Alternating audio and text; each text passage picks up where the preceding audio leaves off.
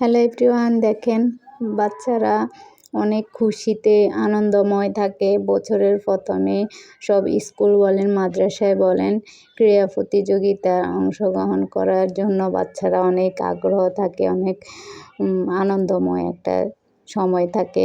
তো সেম আমার মেয়ের মাদ্রাসায় এই ফার্স্ট খেলা দিতেছে।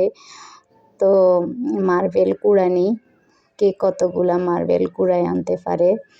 তো আমার মেয়ে মাশাআল্লাহ ৪১টা মার্বেল কুড়াইছে। তো ফার্স্টে আসে, দেখা যাক কালকে ফাইনালে কি হয়।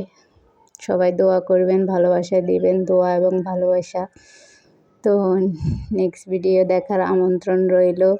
তো সবাই ভালো থাকবেন। আসসালামু আলাইকুম, আল্লাহ হাফেজ।